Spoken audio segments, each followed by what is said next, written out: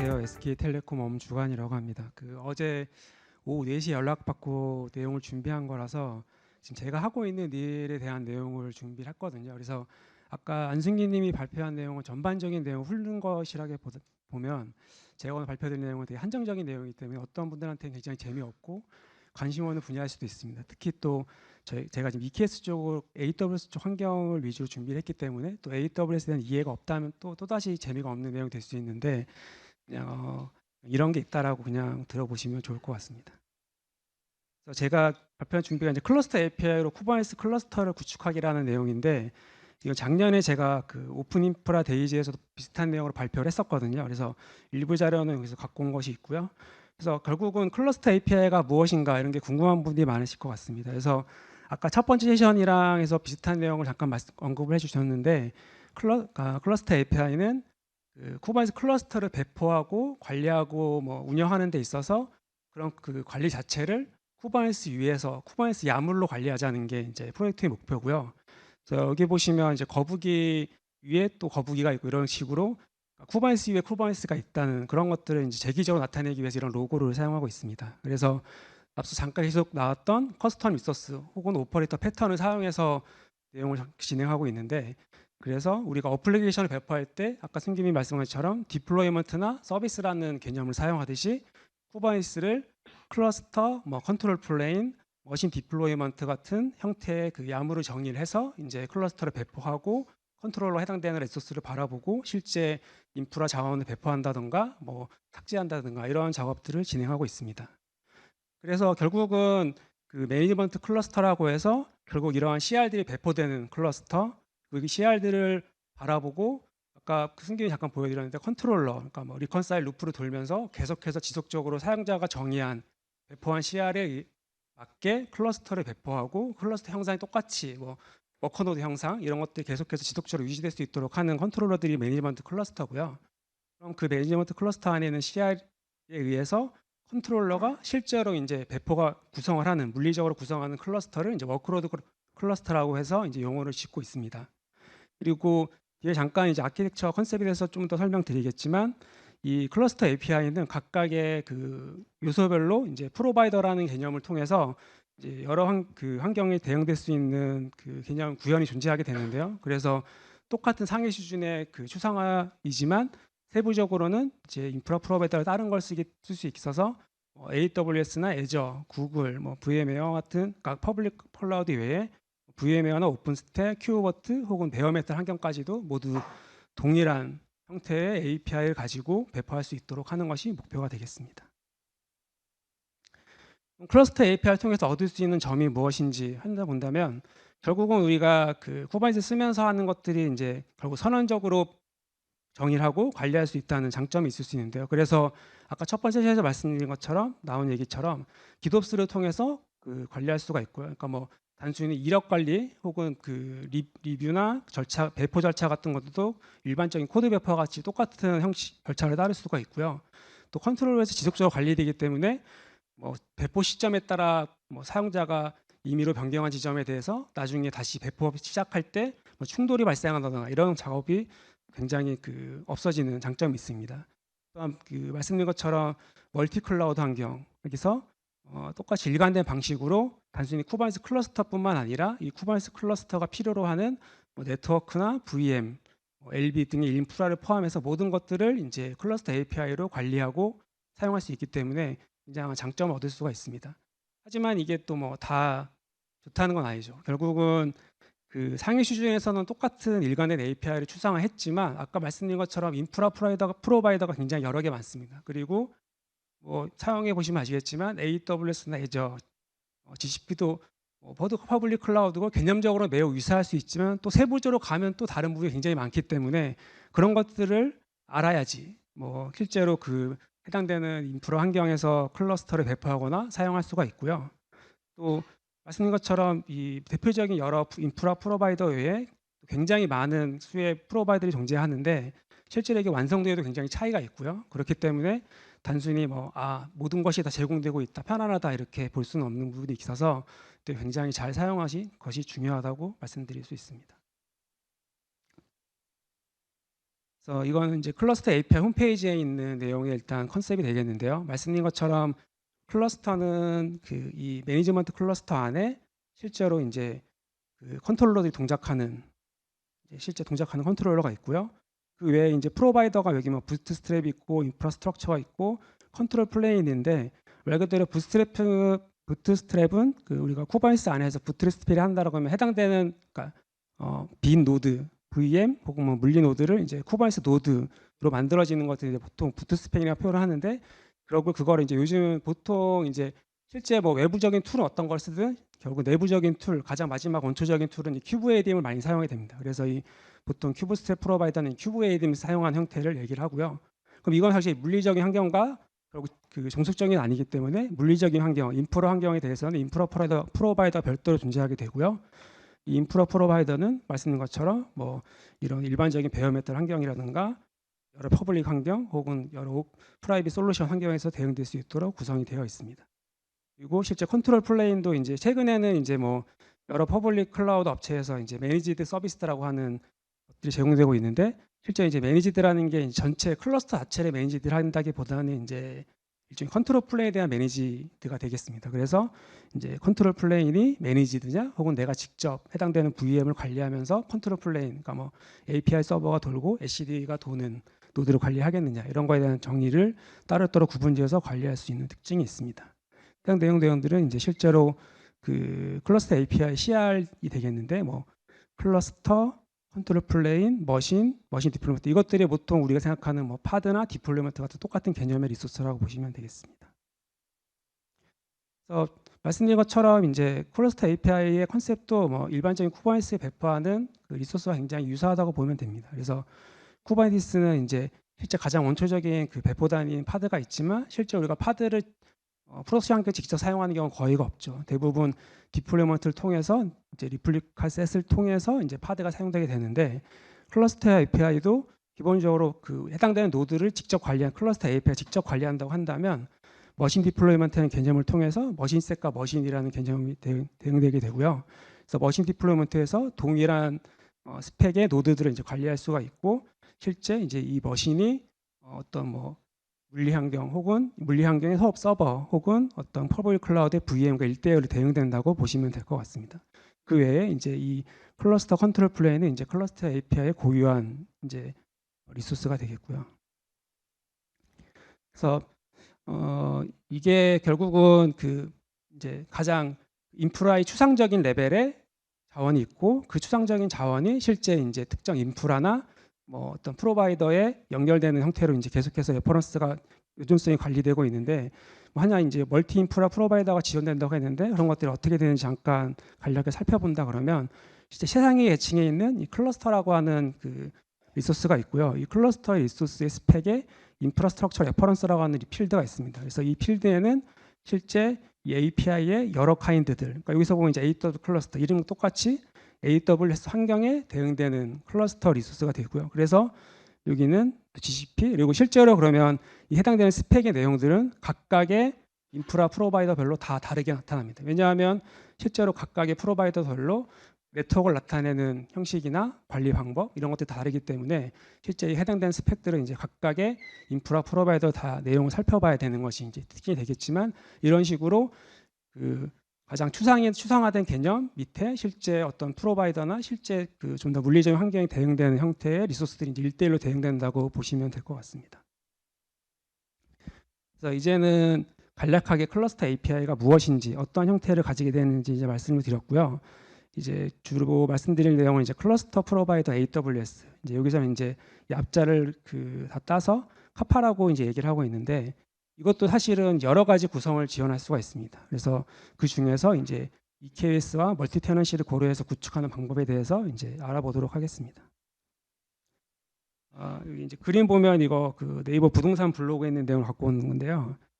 지역주택조합이라는 게 사실은 여기서는 신중한 선택이 필요하다는데 실제로 지역주택조합은 아무도 하면 안 되죠. 이게 원수한테나 권하는 그 모델이 되겠는데 이제 쿠버네티스는 그렇진 않습니다. 이제 여러 가지 그 선택 요건 중에 잘 선택을 하면은 굉장히 좋은 솔루션이 될 수가 있고요. 누군가에게는 굉장히 복잡성이 높고 이제 관리가 어렵다고 얘기를 하고 있지만 저의 경험으로 봤을 때 그 어플리케이션을 굉장히 더 간편하게 배포하고 운영 환경에서도 굉장히 안정성을 높이고 밤잠을 편안하게 잘 수 있는 환경을 제공한다고 생각하고 있습니다. 그래서 단순히 카파 안에서도 이제 여러 가지 종류의 선택이 이제 가게 되는데요. 말 그대로 첫 번째로 할 것이 이제 EKS를 쓸 것인가, 혹은 내가 컨트롤 플레인을 실제 VM을 배포해서 이제 할 것인가, 이런 거 선택을 할 수가 있습니다.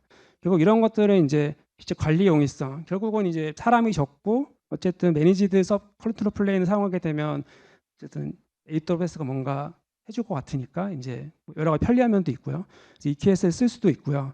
혹은 뭐 비용 면에서도 EKS가 어느 지점에서 좋을 수도 있고, 혹은 내가 셀프로 실제 VM을 배포하는 게 나을 수도 있는데, 이런 것들 혹은 그 외에 굉장히 그 뭐 시큐리티나 네트워크 관점에서 그 EKS가 제공하는 CNI나 여러 것들이 제한적이라서 다른 형태의 작업이 필요하다. 그럴 때는 이제 이런 것들 상황에 맞춰서 구현할 수가 있고요. 선택할 수가 있고, 그럼 또 노드 같은 경우에도 EKS 같은 경우에는 이제 매니지드 노드 그룹과 노드를 통해서 실제로 VM을 미리 뭐 일일이 만드는 게 아니라 해당되는 상위 수준 API를 통해서 실제 워커 노드들을 관리할 수가 있는 방법이 있고, 혹은 파게이트를 실제 그 워커 노드를 사용할 수도 있고요. 그 외에 본인이 직접 아예 내가 VM 인스턴스 자체를 개별적으로 이제 클러스터에 등록하겠다, 이런 것들도 이제 위에 컨트롤 플레인을 무엇에 쓰느냐에 따라서 이런 것들 조합해서 선택할 수가 있습니다. 그래서 저희는 이제 여러 가지 것들 사용을 해봤는데, 지금 세션에서는 이제 컨트롤 플레인은 EKS를 사용하고 노드는 매니지드 노드 그룹을 사용하는 케이스에 한정해서만 이제 간단하게 말씀드리도록 하겠습니다. 이제 별로 재미없는 이제 리소스 보여드리는 내용이 되겠는데요. 말씀드린 것처럼 이제 그 결국 이거 간단하게 이제 가장 간단한 형태, 지금 제가 보여드릴 페이지가 클러스터에 대한 페이지, 컨트롤 플레인에 대한 페이지, 노드에 대한 페이지 딱 3개입니다. 결국 이 총 5개의 리소스만 배포하면 실제 클러스터 API를 통해서 EKS 클러스터를 배포할 수가 있거든요. 사실 근데 이전에 사실은 이제 그 컨트롤 클러스터 API 컨트롤러들 배포하는 과정도 사실 필요하겠죠. 근데 그거는 이제 그 인터넷에 클러스터 API 홈페이지 가시면 킥스타트 내용을 보시면 굉장히 간단하게 굉장히 쉽게 따라할 수가 있거든요. 카인드를 통해서도 할 수 있고요. 그래서 그런 것도 제외하고 실제로 이제 EKS 자체도 굉장히 편하게, 그러니까 뭐 실제로 이제 외부의 EKS CTL 같은 툴 같은 경우에도 굉장히 한 줄을 통해서 배포할 수가 있는데, 이제 뭐 EKS CTL 같은 경우에는 설정은 이제 암호로 받을 수 있지만 저희가 생각하는 클러스터 API처럼 뭐 컨트롤러, 그러니까 오퍼레이터 패턴처럼 지속적으로 뭔가 관리된 형태는 아니기 때문에 좀 더 형격이 다르다고 생각하고요. 혹은 본인이 직접 뭔가 개별적으로 구성할 수도 있고, 뭐 테라폼을 쓸 수도 있지만 이제 클러스터 API를 통해서 간단하게 배포할 수 있다는 걸 이제 말씀드리고 싶었습니다. 그래서 가장 최상위 계층에 이제 클러스터라고 하는 리소스가 있고요. 리소스에는 결국은 이제 클러스터 네트워크의 뭐 파드 사이더 블락이라든가 서비스 사이더는 어떤 그 외부적인 인프라의 종속적인 게 아니라 순수히 클러스터 레벨에서의 정보이기 때문에 이렇게 해당되는 스펙에서 클러스터의 팟사이더 같은 걸 정리할 수가 있고요. 그 외에 인프라스트럭처 레퍼런스, 컨트롤 플레인 레퍼런스라고 해서 실제 인프라스트럭처는 어느 걸 쓸 것인지 이건데, 이것처럼 이제 인프라스트럭처는 AWS 매니지드 클러스터, 이게 보시면 우리가 셀프 매니지드 컨트롤 플레인 사용한다 그러면 이 매니지드가 빠지면 빠지는 이름의 리소스가 이제 일반적인 셀프 매니지드 리소스고요. 앞에 매니지가 들어간다면 이제 EKS가 생각하시면 될 것 같습니다. 그래서 실제 여기에 이제 인프라스트럭처의 이 클러스터는 사실은 이 리소스는 사실 하는 게 아무것도 없어요. 그냥 이거는 기존의 셀프 매니지드와 대응되기 위해서 똑같은 형태의 그냥 리소스만 둔 것이고, 이 리소스는 사실 스펙에는 내용이 아무것도 들어가 있지 않습니다. 가장 중요한 건 이제 매니지드 컨트롤 플레인, 실제 이게 어떤 EK의 설정과 1대1로 대응되는 리소스라고 보시면 되고요. 이 보시면 이 AWS 매니지드 컨트롤 플레인 내용을 보시면 이제 뭐 클러스터 네임을 뭘로 할 것인지, 어떤 리전에 배포할 것인지, 그다음에 각각의 워커노드에 대한 SH 키는 뭘로 할 것인지, 버전은 무엇을 할 것인지, 그리고 이제 EKS 같은 경우에 이제 애드온이란 개념을 통해서 이제 뭐 간단하게는 CNI나 CSI 드라이버 혹은 여러 뭐 큐브 코스트나 같은 추가점들도 설정할 수 있는데, 똑같이 이 애드온즈라는 필드를 통해서 내가 설치하고자 원하는 애드온즈를 이렇게 리스트 형태로 정의를 할 수가 있습니다. 마지막으로 이제 노드에 대한 개념이 되겠는데요. 이 노드 같은 경우에도 앞에 말씀드린 것처럼 클러스터가 이제 가장 추상화된 형태의 어떤 인프라의 독립적 형태의 리소스가 하나 있고, 하위에 이제 실제 인프라 혹은 실제 구현의 종속적인 리소스가 있다고 말씀드렸는데, 이 노드 같은 경우에 똑같이 머신풀이라고 해서, 이 머신풀은 일종의 가장 크게는 이제 그 EC2의 오토 스케일링 그룹 같은 개념을 생각하시면 되는데, 실제 1대1로 그 VM을 관리한다기보다는 좀 더 추상화된 레벨의 API가 제공된다면 그런 것들에 대응되는 API 그 대응되기 위해서 만든 리소스가 머신풀이 되겠고요. 이 머신풀 자체도 이제 인프라스트럭처 레퍼런스의 그 AWS 매니지드 머신풀이라는 개념을 통해서 실제로 이게 EKS의 매니지드 노드 그룹과 1대1로 대응된다고 보시면 됩니다. 제가 여기는 굉장히 간략하게 적어놨는데 뒤에 이제 스펙 내용을 제가 빠뜨린 것 같네요. 예. 그래서 이거를 잠깐만 그 내용을 다 진행하고 잠깐 보여드리도록 하겠습니다. 그래서 실제 이 내용들을 배포하면은 실제 그 EKS 클러스터가 실제 해당되는 AWS 상황에서 자동적으로 배포가 돼서 진행이 되게 되고요. 그 다음에 이제 여기서 추가적으로 이제 멀티 테넌시를 저희가 최근에 이제 많이 고려를 하고 있는데, 이것들을 위해서 어떤 식으로 구성이 되고 멀티 테넌시가 무엇인지 이런 것들에 대해서 말씀드리도록 하겠습니다. 지금 최근에 챗GPT가 굉장히 이슈가 되고 있기 때문에 저희 회사도 이제 챗GPT로 할 수 있는 게 뭐냐 이게 많아서 이제 이런 게 궁금하면 항상 이제 먼저 찾아보거든요. 그래서 멀티 테넌시가 무슨 뜻이야 이렇게 물어보면 답변을 해주는데, 이 답변은 굉장히 또 챗GPT가 이상한 소리도 많이 하지만 이 답변은 굉장히 그 어떤 모범적인 답변이라고 볼 수 있는데요. 그러니까 하나의 소프트웨어나 시스템이 여러 사용자 혹은 조직에서 동시에 사용될 수 있는 능력을 말한다고 얘기합니다. 그래서 각각의 사용자 또는 조직은 자신만의 독립적인 환경을 가진다. 자원도 영향을 주지 않고요. 그럼 이것들이 실제로 그러면 카파 기준에서 멀티 테넌시는 무엇을 의미하느냐?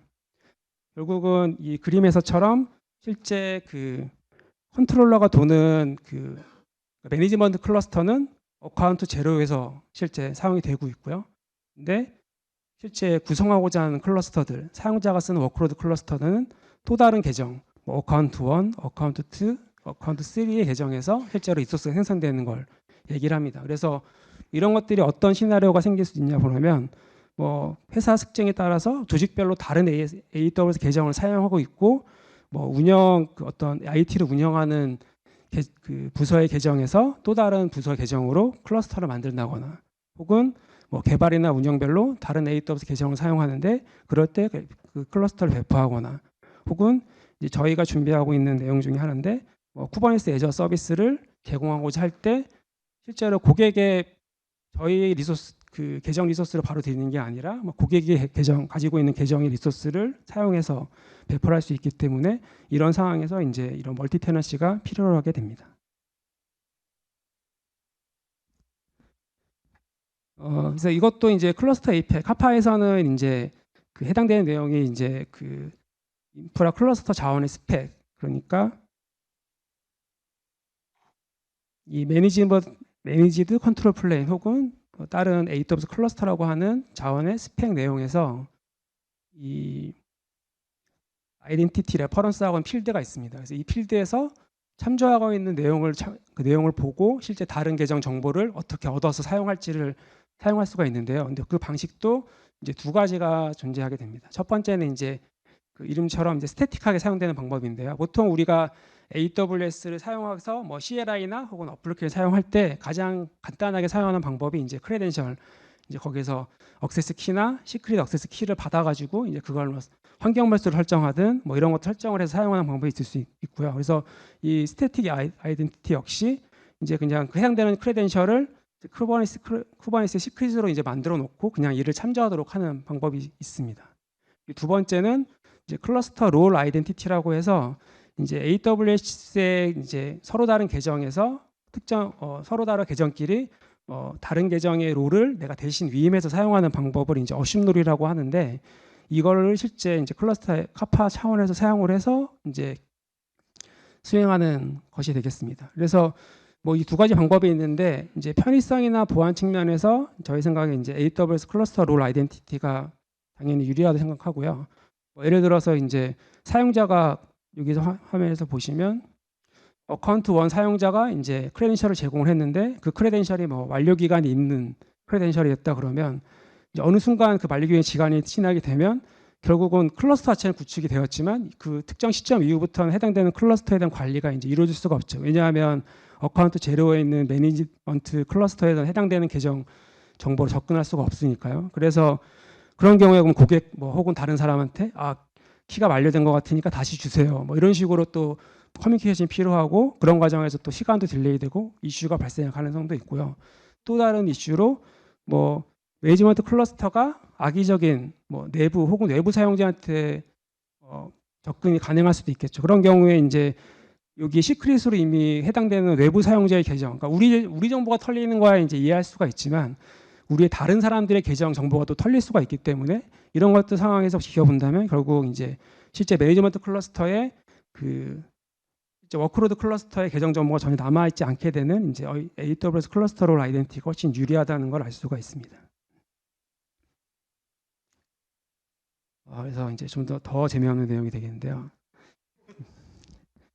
근데 이제 지금 설명을 계속해서 건너뛰었지만 결국은 그 카파 컨트롤러가 AWS에서 뭐 클러스터를 만든다 그러면 EKS API도 찌르면서 EKS 클러스터도 만들 수 있어야 되고 혹은 뭐 EC2 인스턴스도 만들 수 있어야 되고 그럼 결국은 해당되는 컨트롤러가 AWS에서 그 특정한 작업을 수행할 수 있는 권한이 있어야 된다는 의미가 되겠습니다. 그래서 이 실제 이제 앞서 잠깐 말씀드린 것처럼 그 킥스타트 페이지를 가시면 실제 AWS 같은 경우에 카파 환경 같은 경우에는 다른 사전 작업이 하나 더 필요하게 되는데 이제 여기 말하는 클러스터 AWS ADM의 이제 하위 명령어를 통해서 그 필요한 IAM 자원들을 생성하는 작업이 필요하게 됩니다. 그래서 뭐 명령어 내용은 이런 것 같고요.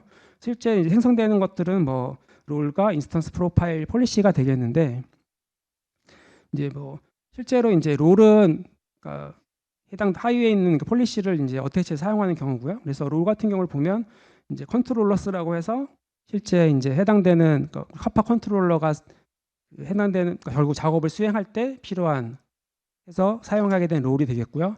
혹은 이제 클라우드 프로바이더들이 사용할 롤, 그 외에 실제 뭐 노드 그룹이나 실제 노드들이 사용에 대한 롤들이 하위에 있는 이제 폴리시들, 뭐 클라우드 프로바이더 폴리시나 카파 컨트롤러 폴리시가 어태치가 돼서 사용이 된다고 보시면 될 것 같습니다. 간단히 넘어가는데 이제 테넌시 할 때 좀 더 중요하게 되는데요. 그 말씀드린 것처럼 이 카파 컨트롤러가 사용하는 그 AWS 크레덴셜의 대상에 대해서 이제 다른 AWS에 대해서 제가 썼는데 좀 말이 좀 이상하네요. 그 다른 AS, 그러니까 결국은 우리는 앞서 말한 것처럼 어카운트 제로라는 그 우리는 어카운트 제로를 가지고 있고 어카운트 제로의 크레덴셜을 가지고 이제 컨트롤러 동작을 하고 있는데 어카운트 1의 계정에서 이제 클러스터를 생성하려면 어카운트 1에서 해당되는 계정에서 이제 위임 설정이 필요하게 됩니다. 그래서 설정이 필요하는데 그 위임 설정이라는 게 그러면 그 위임 설정을 어느 리소스 해야 되냐? 보통은 이제 특정 계정의 롤에다가 설정을 하게 되는데요. 그 롤에는 실제로 그러면 위임 받은 대상이 어떤 작업을 할 수 있을지도 이제 정의가 되어 있어야 됩니다. 그래서 가장 간단하게 활용할 수 있는 게 말씀드린 것처럼 이 부트스트랩 그 IAM을 통해서 실제로 클러스터 컨트롤러가 필요한 IAM이 미리 생성이 될 수가 있기 때문에 그 거기 생성하는 롤, 이 컨트롤러스 롤에다가 릴레이션을 하나 추가하는 거죠. 그러니까 여기서 이 프린시펄이 결국은 그 매니지먼트 클러스터의 컨트롤러가 실제 사용되고 있는 크레덴셜 유저가 되겠습니다. 이 부분은 좀 더 제가 직접 그 UI 화면 통해서 한번 보여드리도록 하겠고요. 그래서 이건 구성 절차인데 뭐 이 부분은 그냥 생략하도록 하겠습니다. 좀 간단하게 이제 설명을 드렸고요. 제가 이제 실제로 그 클러스터가 어떻게 구성되어 있는지 IAM 룰 설정이 어떻게 되어 있는지 잠깐 보여드리면서 말씀드리도록 하겠습니다.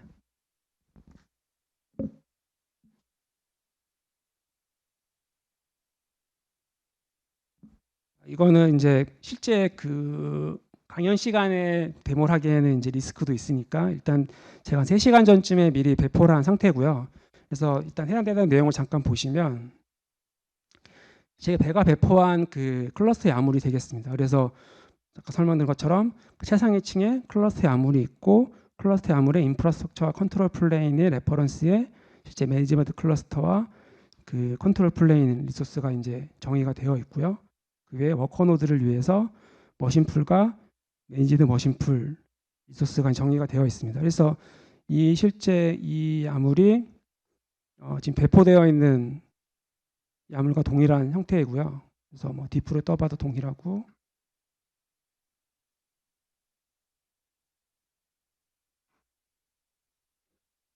플러이에도 지금 체인지드가 없죠. 그래서 실제로 이제 이 컨트롤을 위해서 실제 배포된 거를 이제 해당되는 명령으로 통해서 이제 상태 여부를 할 수가 있는데 모든 것들이 컨트롤 클러 자체가 이제 정상적으로 레디가 되었고 컨트롤 플레이나 이런 것도 배포되었다고 볼 수가 있습니다. 그래서 실제로 이제 제가 이 사용하고 있는 클러스터의 그 내용을 보면 이제 여기는 이제 제가 실제 그 매니지먼트 클러스터의 큐브 콘피그인데 이 큐브 클러스 자체도 이제 EKS로 배포한 거거든요. 그래서 이 서버 내용을 보시면 이제 앞에 F4686으로 시작하는 클러스터인데 이 계정은 제 사용 계정 481이 뭐 4695 이렇게 생각하는 이게 어카운트 아이디가 되겠는데 이 어카운트 아이디에 생성된 그 EKS 클러스터고요. 이 엔드 포인트가 이제 아까 말한 F4686으로 시작하는 클러스터가 되겠습니다. 그리고 이게 사용자 클러스터 배포된 클러스터의 큐브 콘피그인데 사용자의 큐브 클러스터는 이제 엔드 포인트가 다르죠. 지금 여기는 여기가 다른데 이게 9532로 시작했는데 이 클러스터는 여기 보시면 여기는 이제 다른 계정입니다. 7340으로 시작하는 또 다른 계정인데 여기 엔드 포인터가 똑같이 이제 엔드 포인트로 형성된 걸 알 수가 있고요. 그래서 결국은 서로 다른 그 클러스터 그 계정에서 이제 관리가 되는 클러스터 관리되고 실제 워커노드 생성된 형태고요.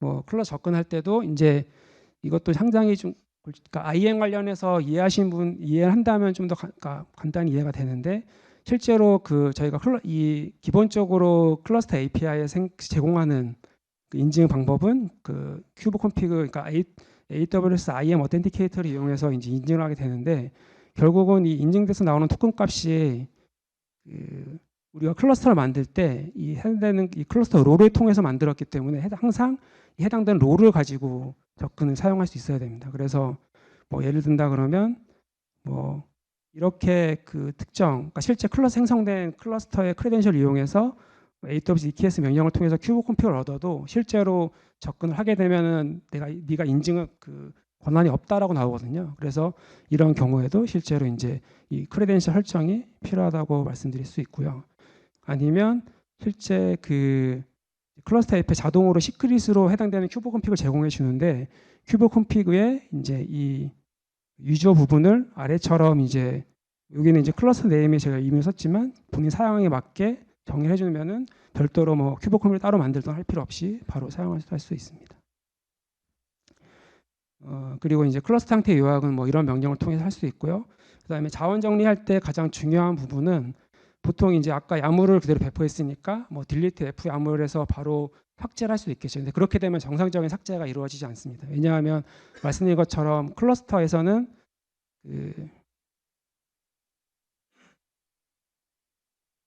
클러스터는 이제 실제로 이렇게 이런 계층 구조를 이루기 때문에 가장 하위에 있는 리소스부터 삭제가 이루어져야지 이제 순서대로 이루어지거든요. 왜냐하면 한 번에 딜리트를 날리게 되면은 실제 이 컨트롤 플레인에서 실제 VPC나 이런 것들에 대한 정보가 남아있게 되는데 실제 이런 것들이 연결이 깨지거나 삭제가 안 이루어지는 과정이 일어날 수 있기 때문에 먼저 그냥 클러스터만 삭제하게 되면 컨트롤러가 알아서 하위 자원까지 자동적으로 삭제가 되기 때문에 이런 것들은 뭐 유념해서 생각하시면 되고요. 아까 이제 준비한 내용 여기까지고 아까 승규님이 굉장히 재밌을 거 얘기했는데 아마 재미없었을 것 같았습니다. 네.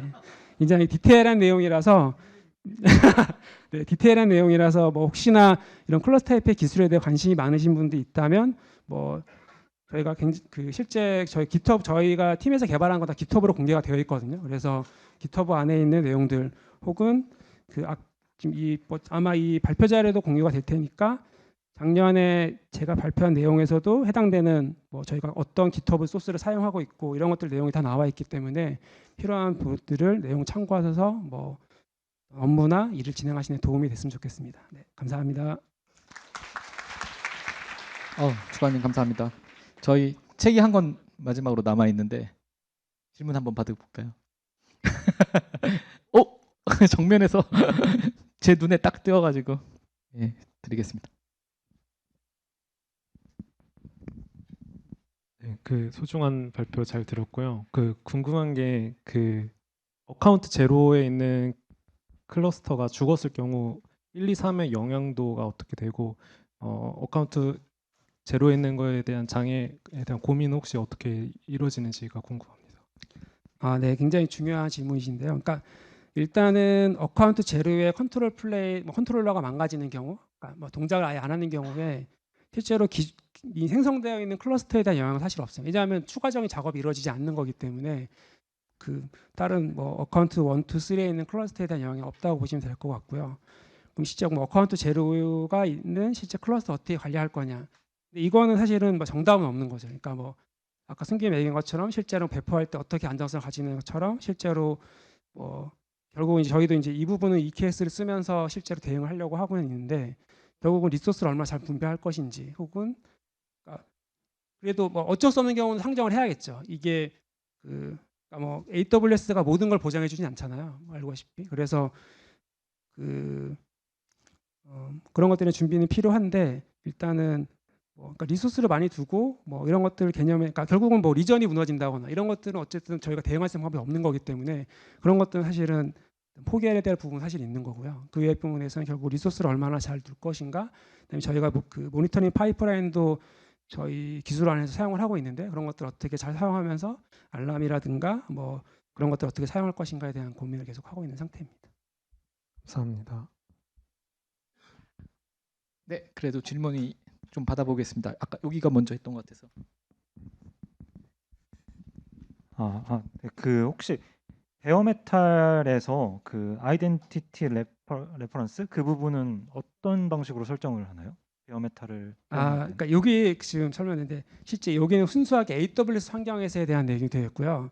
그 베어메탈 경우에는 그 보시면 베어메탈을 위한 그 프로바이더가 이제 다른 게 있을 수 있는데 제가 알고 있는 이제 메탈 큐브드라고 해서 이제 베어메탈 호스트 프로비저닝에서 실제로 이제 이게 결국 클러스터 API의 그 인프라 프로바이더로 사용되는 예고요. 근데 이 경우에는 그 베어메탈 오퍼레이터 자체가 굉장히 여러 가지 의미예요. 왜냐하면 얘는 실제로 호스트 프로비저까지 다 가니까 완전 빈 깡통에 머신을 갖다 두고 IPM에까지 연결이 돼서 다 되면 이제 해당되는 노드에 OS 새로 깔고 이런 것들 다 작업하는 내용인데 그 제가 알기로는 국내 그 퍼블릭 클라우드 업체도 솔루션 업체도 이제 메타큐브들 이용해서 실제로 인프라 관리를 한다고 들었는데 이런 또 메탈 큐브들 같은 것들을 이용해서 사용을 해야 됩니다. 그러니까 말씀드린 것처럼 카파로는 대응이 안 되는 거고 베어메탈은 순수하게 별도의 또 다른 인프라 프로바이더를 도입을 해서 사용을 해야 합니다.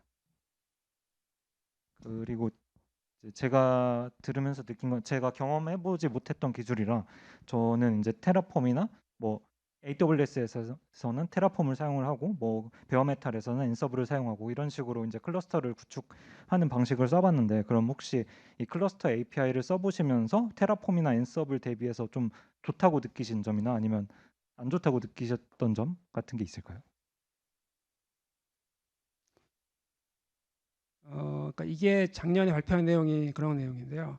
그러니까 테라폼도 그렇고 이제 저희는 이제 그러니까 물리 인프라까지 포함하면 테라폼도 그렇고 혹은 저희는 이제 예전에 그 큐브스프라고 해서 엔서블 기반 플랫폼도 많이 사용을 했었는데 그런 것들의 문제, 그러니까 저희가 경험했던 문제점은 이제 그런 것들이 플레이브 시점에, 그러니까 사용자 명령을 내린 시점에만 이제 적용이 되는 거예요. 그러니까 그 사이에 뭔가 결국은 이제 보통 베스트 프레시를 하지 말라고 하는 거지만 실제 운영을 하다 보면 뭔가 하다 보면 급하니까 여러 사정에 의해서 실제 그 플레이북이나 테라폼 내용이 맞지 않는 내용을 이제 작업을 막 수동으로 해놓거나 하는 경우가 있단 말이에요. 그래서 이제 잘 돌아가는 걸 확인해놨는데 사실 테라폼도 디프를 사전에 해서 할 수는 있지만 그런 것들이 이제 적용 시점에 됐을 때 그냥 적용을 해서 잘 되던 게 망가진다거나 혹은 변경을 확인했는데 이거를 적용해야 되는 건지 말아야 되는 건지를 또 작업 담당자 일일이 물어가면서 확인한다거나 이런 건 굉장히 많았거든요.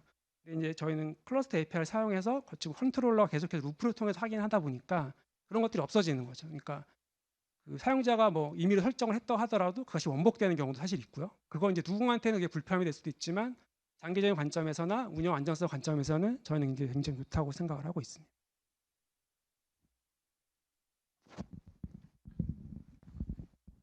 네, 저기 시간이 좀 있는데 한 번만 더. 저기 네, 여기도 계시네요. 여기도 있나요? 아, 저쪽 한번 갈게요 그냥. 네. 자,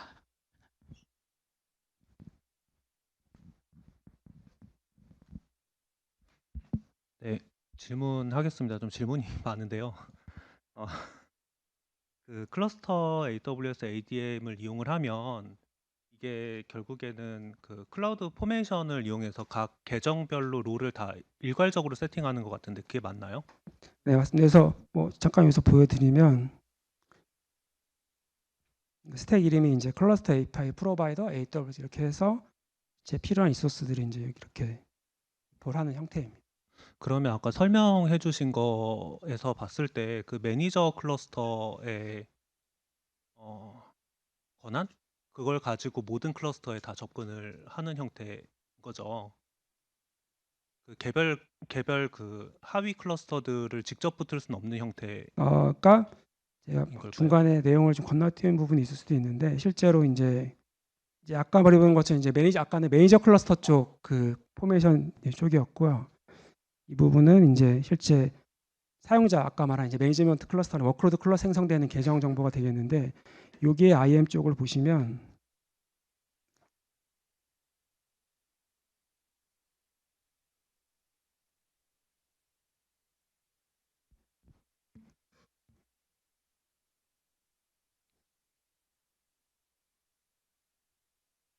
일단 여기에 그 트러스 그 어심롤 설정을 실제로 그 저희가 생성한 저희 쪽 계정의 유저에다 바라보 이 해당되는 유저의 크레덴셜로 실제로 컨트롤러 동작을 하고 있거든요. 그래서 이 해당되는 클러스터의 그 유저를 보면 열어놨네. 저희 쪽 계정에 이제 이 유저를 바라보고 있고요. 그 다음에 혹시 내용 지금 확인하셨나요? 그리고 그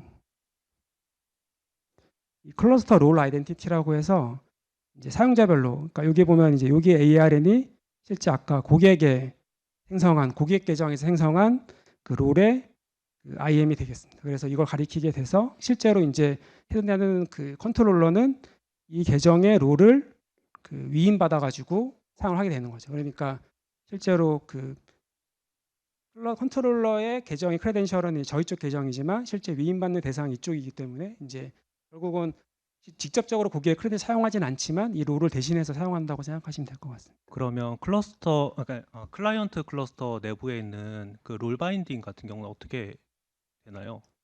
이게 AWS 롤하고 그 쿠버네티스 롤하고 매핑을 하잖아요. 근데 그런 세팅 같은 거는 그거는 이제 지금 여기서 계속 롤이 헷갈리는데 그 여기서 그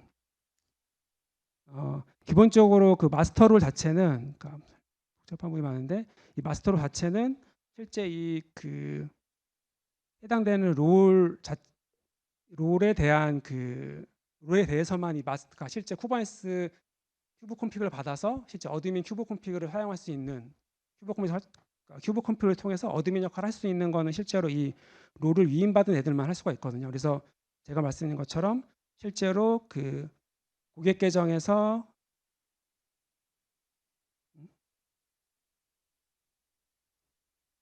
이게 이제 고객 워크로드 클러스터의 계정인데 계정에서 EKS 그 업데이트 큐브 콘피그에서 큐브 콘피그를 얻어서 실제로 이걸 사용하려고 하면 실제로 인증이 안 돼요. 왜냐하면 고객 계정의 크레덴셜은 아까 말한 이 컨트롤러 그 롤하고 릴레 그 트러스트 립이 신뢰가 설정이 안 돼 있거든요. 그래서 그런 경우에는 이제 임의로 해당되는 본인이 사용하고자 하는 크레덴셜의 유저나 그쪽에다가 관계 설정을 해두면 이제 사용할 수 있게 되는 형태가 되겠습니다. 그러면 클러스터 계정에서 클라이언트 계정에서 그 AWS에 직접 매핑을 할 수도 있잖아요. 그거는 권한을 못하게 해야 되는 거죠. 지금 말씀하신 거 들어보면은 그러니까 그거는 이제 선택의 문제인데 실제로 이 EKS 같은 경우에는 그 큐브 시스템 밑에 AWS 어스라고 하는 콘피그 맵이 있거든요. 그래서 제가 여기에 그 이제 링크를 남겨놨는데 도메인이 차이나네요. 뭐 찾았는데 아무튼 그 AWS 공식 문서인데 그 여기에 그 관련해서 EKS 관련해서 어떤 유저들한테 권한을 추가해서 큐브 콘피그를 배포할 것인가 말 것인가, 어떤 권한을 줄 것인가 말 것인가를 선택할 수 있는 부분이 설명이 되어 있습니다. 그래서 실제 이거는 그러니까 그 클러스터 API라기보다는 순수하게 EKS에 관련된 내용이거든요. 그래서 그거는 그쪽 문서를 좀 더 참조하시면 될 것 같습니다. 네, 그건 정책적으로 풀면 될 것 네. 같고 그러면 그 매니저 클러스터의 야물 파일은 이것도 선언적으로 관리를 해야 될 거잖아요. 네. 그거는 어떻게 하시는지가 좀 궁금하거든요.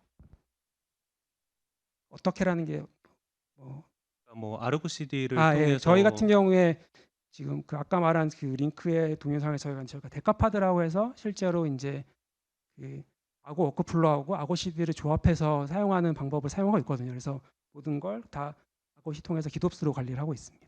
그리고 하나만 더 질문할게요. 그 EOS는 혹시 어떻게 하시는지? 예? 그 엔드 오브 서비스, 그러니까 그 AWS 같은 경우에는 컨트롤 플랜을 이제 지속적으로 업데이트를 하잖아요. 네.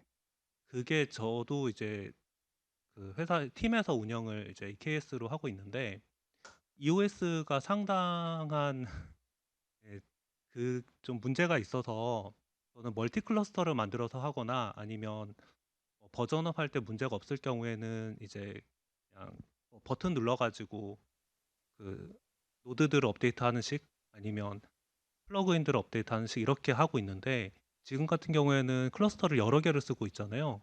이럴 경우에는 EOS에 대한 노티가 오면은 이거 어떻게 처리하는지 좀 궁금합니다. 그러니까 저희가 아직 실제 서비스에 들어간 게 아니라서 이제 어떻게 할지 저희도 지금 고민은 하고 있는 부분이긴 하고요. 그러니까 모두가 고민하고 있는 부분이고 그러니까 저희가 이제 이 클러스터 API 이전에 실제로 이제 내부 프라이빗 클러스터, 그러니까 프라이빗 환경에서 이제 구축을 몇 번 한 경험이 있고 실제 업그레이드 진행한 경험이 있는데 실제로 그 결국 이제 EKS 버튼 누르는 결국 인플레이스를 업데이트하는 거잖아요. 기존 환경 그대로 두고. 근데 그 부분의 가장 큰 문제가 이제 API 변경에서 우리가 못했던 API 변경이 대응 못하는 부분에서 이제 충돌 발생하거나 동작 안 하는 경우가 굉장히 많고 특히 뭐 최근에 이제 1.25 가면서 이제 그 시큐리티 뭐였죠? 아무튼 그 바뀌는 거 사실 그렇고 그래서 저희는 그러니까 말씀드린 것처럼 대부분 그러니까 지금 이제 클러스터가 그렇게 사실 많지 않 클러스터가 많아봐야 뭐 5개, 6개 정도 수준이었기 때문에 그냥 새로 클러스터를 만들어서 그냥 이주한 형태로 많이 접근을 했었습니다. 근데 지금 이제 EKS 사용한다고 하더라도 어떻게 할지는 저희도 그 부분이 사실 고민 중 부분이긴 합니다.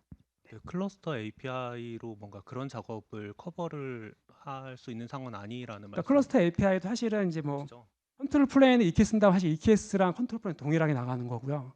워커노드 같은 경우에는 VM을 그러니까 새로운 버전의 VM을 만들고 기존 걸 버리는 형태로 진행을 하긴 하거든요. 그러니까 실제 이제 VM이 있었어도 일종의 그 버리는 자원, 그러니까 이뮤터블한 자원이라고 생각을 해서 근데 그렇다고 하더라도 아까 말씀드린 것처럼 실제 뭐 API 변경에 대한 대응이라든가 이런 것들은 사실은 이루어지는 게 아니기 때문에 자동으로 변경되거나 하는 것들이 아니기 때문에 그 부분은 여전히 다 풀어야 될 문제로 남아 있습니다. 질문이 많아서 이상으로 마쳐야 될 것 같습니다. 저희가 시간이 원래 5시 20분까지 계획되어 있었는데 조금만 더 쓰겠습니다. 일단 주관님 저희 발표해 주신 주관님께 마지막으로 박수 한번. 네.